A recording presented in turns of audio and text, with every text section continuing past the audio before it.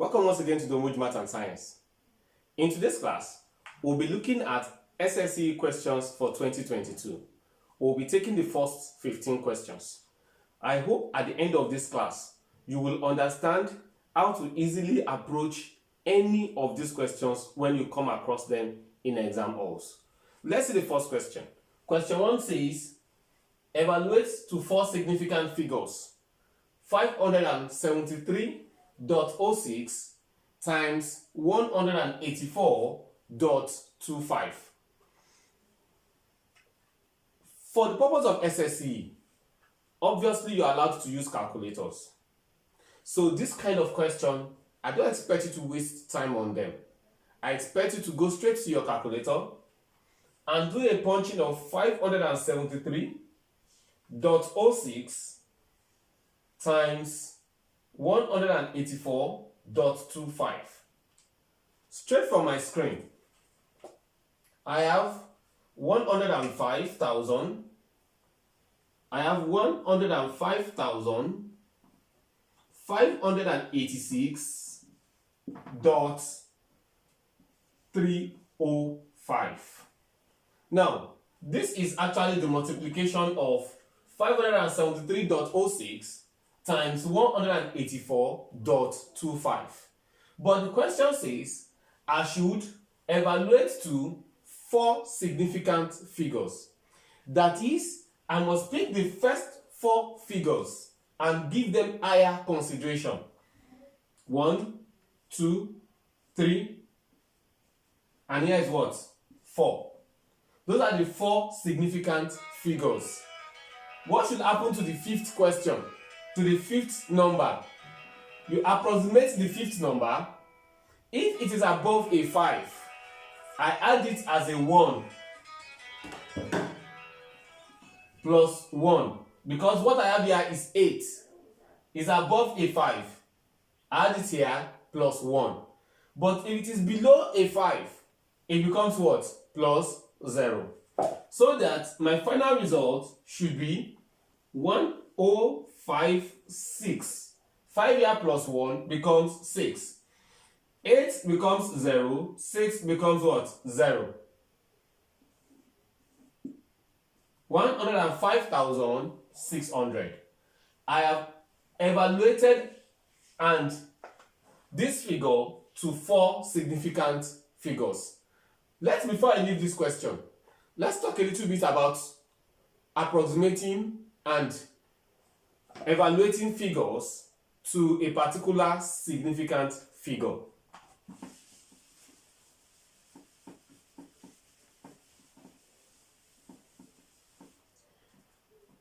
If I'm asked to evaluate to 3 significant figure, 4 significant figure, 5 significant figure, if I have numbers like this, 2, 3, 4, 5, 6, 8, and I'm asked to approximate to 2 significant figure, like I did in this case, what you are meant to do is pick the first 2 figures. I'm going to evaluate these to 2 significant figures. 2, 3, 4, 5, 6, 8. I've picked the first 2. 2 and 3. What will happen to the third? Is it up to 5? No. What I have here is what? 4. It becomes what? Plus 0. 3 plus 0 is going to be what? 3. Then in place of 4, I have 0. In place of 5, you have 0, 0, 0. What if I'm asked to evaluate the first to 3 significant figures? Look at it here. I'm going to pick 1, 3, and 4. Here, is it up to 5? Yes. What happens here? This becomes plus what? 1. Because this is up to what? 5. So that, then I'm talking of 2, 3, 5. 4 plus 1 becomes what? 5. Here is 0, 0, 0. Here we have made it 2 significant figures. And here we have dealt with 3 significant figures. Now, when you sit for an exam like SSCE, like JAM, expect to see this kind of questions. They always come between the first 10 questions. You will always see them. So let's get to our second. Question 2 says we should move 432 base 5 to base 3. In case you missed our lesson on number bases, do endeavor to click on the link above to visit our lesson on number bases. Now, if I want to change from base 5 to base 3, the rule is simple. Move to base 10 first, which is easier. From base 10, you now move to base 3. Remember that base 10 is our general base. Our regular numbers start from 0 to 9. That's base 10. For base 5 is going to start from 0 to 5. That's base to 4. That's base 5. If you are dealing in base 2, you'll be dealing with figures of 0 and 1. If you are dealing in base 3, you'll be dealing with figures of 0, 1, and what? And 2.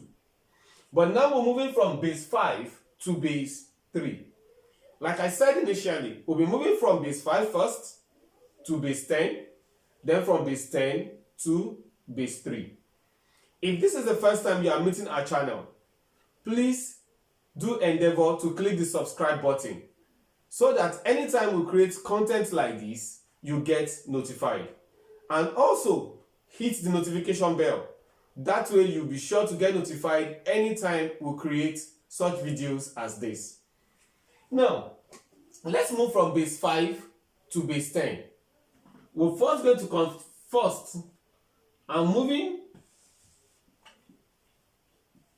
I'm moving from base 5 to base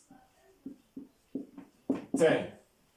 So that to move this from base 5 to base 10, I'll be doing 432 is in base 5 becomes 4 times 5 raised to power 2. Now this is going to be 0, power 0, power 1, and power 2. 4 times 5 raised to power 2 plus 3 times 5 raised to power 1 plus 2 times 5 raised to power 0. Now this is 2 times 5 raised to power 0. Now this becomes 4. 5 raised to power 2 is 25. 4 times 25 plus 3 times 5 plus 2 times anything raised to power 0 is what? Is 1. Times 1. So this is 4 times 25, that's 100, plus 3 times 5, that's 15, plus 2. Now 100 plus 15 plus 2, that's 117. Am I right? Sure. That's 117. Now this 117 obviously is in base 10. Now when I'm going to convert from base 10 to base 3. For me to convert from base 10 to base 3, I draw out my line. 117. Here is 3. 3 in 11, that's 3. 3 times 3, that's 9. Subtract 9 from 11, that's 2. Then I'll move 2 here, isn't it? 2, 3 in 27, that's what? That's 9. Remaining what? 0. 3 again. 3 in 39, that's 13. Remaining 0. 3 again. 3 in 13, that's 4. Remaining 1. 3 again. 3 in 4, that's 1. Remaining 1. Now, I can now move this way up so that I'll be picking my number in base 10, in base 3 from 1. I have 1, 1, 1, 0, 0 in base 3. With this, we have solved our second question. Remember, if you need more lessons or more clarification on number bases, please do not forget to visit our lesson on number bases. We have a comprehensive lesson for number bases which can help you out. Thank you, and let's see for question 3. Question 3 tells us that A and B are sets. A set is actually a collection of items. A set of students, collection of items. A set of biros, collection of items. A set of stones, collection of items. anytime you see the word sets, what should come to your mind should be a collection, a group, putting together of items, a collection of items. Now, set A has 8 items. N tells me of the number of items in a set. Set B has 12 items. And both set A and set B have 3 items in common. What is A union B? That is, what do I have in A and I have in B, all put together without repetition? Take for example, if set A has 1, 2, 3 and set B has 2, 4, 5. Now, set A has 1, 2, 3, set B has 2, 4, and 5. Obviously, A intersect B, A intersect B is equal to what? 2. What do I have in A and I have in B? A intersect B is equal to 2. That's 2. Now, what is A union B? A union B tells me of everything in A and everything in B without repetition. So that I have 1, I have 2, I have 3. Mind you, I have 2 here, I have 2 here. I'm not going to repeat it. So I'll leave 2 out now. And I have 4, I have 5. Everything I have in A and I have in what? In B. But at the same time, what is N of A intersects B? What is the number of items that I have in A intersects B? That's 1. This set has just 1 item. What is N of A union B? N of A union B is 1, 2, 3, 4, 5. How many items? 5 items. Now let's address our challenge for today. With this understanding, I believe you can follow me as I address our challenge for today. If the question says A and B are sets, they are a collection of items. N of A is 8 and N of B is 12. N of A intersects B is 3. Find N of A union B. If A has 8 items, I want us, before I introduce the formula, there's actually a formula we can use, but I want you to understand it from basics. If N of A is 8 items, N of B is how many items? 12 items. And both of them have 3 items in common, all put together. That is to say, if I want everything I have in N, I have in A, and I have in B, that A union B will come from everything I have in A, N of A, plus everything I have in B, N of B, minus N of A intersect what? B. So that becomes 8 plus 12 minus 3. 8 plus 12, that's 20. Minus 3, that's what? 17. Quite easily done. With that, we've established N of A union B. Let's see question 4. Question 4 says the root of 24 plus the root of 96 minus the root of 600 equals y root 6. Now, my approach to this question will be a little bit funny or skeptical. We'll break each of them down one by one, but we'll do it quickly. Now here is going to be 24, root of 24. To break 24 down, simply go by 24, here is 2. 2 in 24 is 12. 2 in 12 is 6. 2 in 6 is 3. 3 here is 1. Look at this. 2 times 2 gives me a 2 here. 2 and 3 can't combine. So 2 times 3 is 6. So that root of 24 will be the same thing as 2 root 6.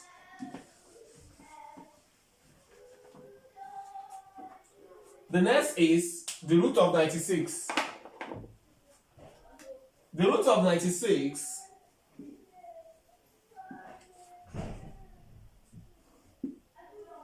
I have 96 this way. 2 in 96 is 48. 2 in 48 is 24. 2 in 24 is 12. 2 in 12 is 6. 2 in 6 is 3. 3 here is 1. 2, 2. Here is 2. Here is 2. 2 times 3, that's 6. 2 times 2, that's 4 root 6. Now the next is the root of 600.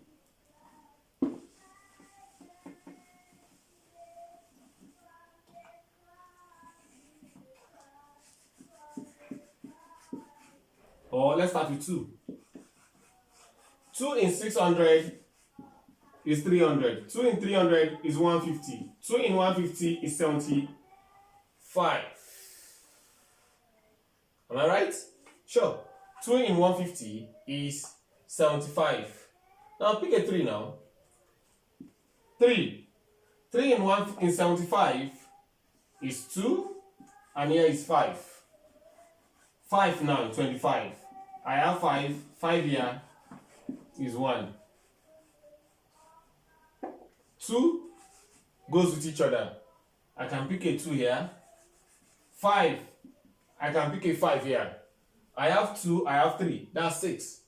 I can take the LCM. And if you see, we've been repeating the root of 6. And if you look closely here, you still see the root of 6. So I'm in the right direction.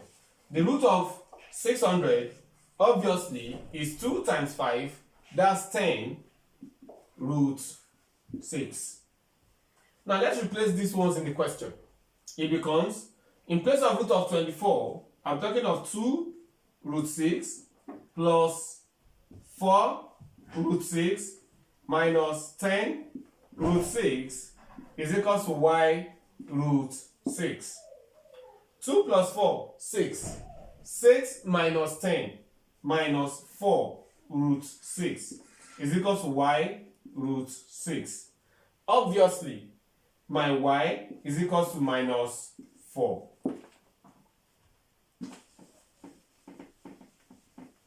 Now, when you approach surds, you approach them with the same mentality like you're dealing with algebraic functions. Algebraic functions like linear algebraic functions. Take for example, if I'm dealing with an algebraic function and I have my 2a plus 3b is equals to 4d. Now, the same thing happens to surds. If I have 2 root 3 plus 4 root 2 is equals to 5 root 7. Now, the same way I'll treat them. Now, it's just the same mindset we use to approach surds. But the difference is, these are numbers with the powers of roots. So let's see in question. Question 5 can look a little bit tricky, but you don't have to worry. You only have to understand what it takes. Question 5 says, evaluate 23 times 54 base mode 7. Sorry, I was working with base the other time. Mode 7. When we're working with modulus, it's very much different from the concept of number bases or surds like we've seen. This time around, we're working with mode. Now, what mode tells you is you're looking for a remainder after there is a division. Take for example, if I'm telling you of 10 and I'm asking of mode 2, 10 and I'm talking of mode 2, you divided 10 by 2, and what's the remainder? 0. 10 divided by 2 is 5. The remainder is what? 0. But if I talk of 10 and I talk of mode 4, I've thought of 10 divided by 4, and what's the remainder? The remainder is 2. How many 4 do I have in 10? 2. 4 times 2 is 8. Subtract 8 from 10, what do you have? 2. The same principle will apply here. The first thing is, let's take 23 and take it to mode 7. 23, I'll talk of it. I'm talking of 23 divided by 7. Then what's the remainder? So that 23 divided by 7, remind me, 23 divided by 7 is the same thing as what? 3. But 3 times 7 is 21. Then I have a remainder of what? 2. So that my 23, and I'm talking in terms of mode 7, I'll be talking of what? 2. Let's take 54. My 54 divided by 7 will be the same thing as 7. 7 times 7 is 49. What's my remainder? 54 minus 49 is what? Is 5. So that my 54 mode 7 will be the same thing as what? 5.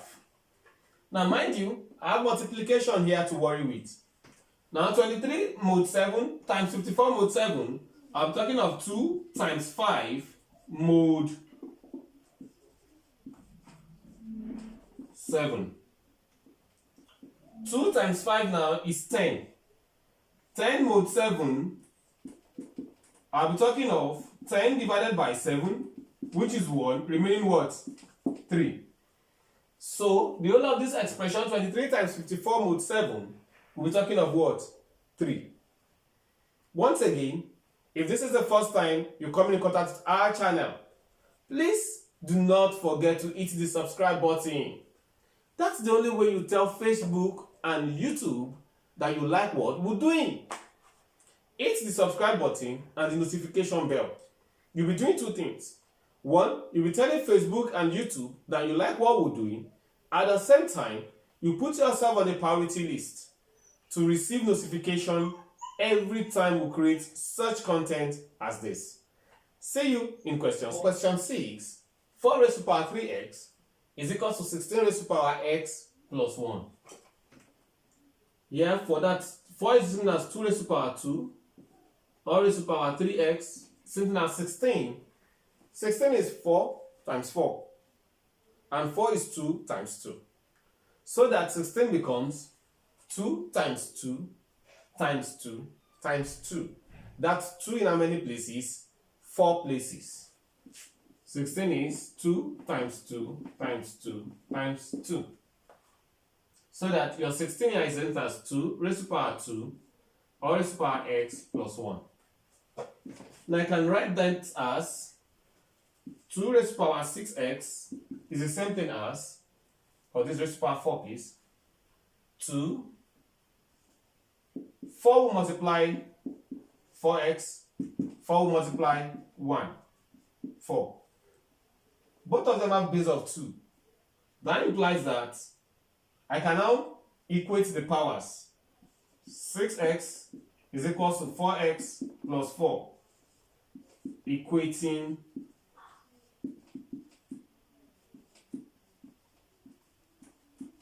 powers. Now this brings me to something. In our subsequent classes, I will show you how to handle theory questions, and we'll mention the difference between handling theoretical questions and handling objectives.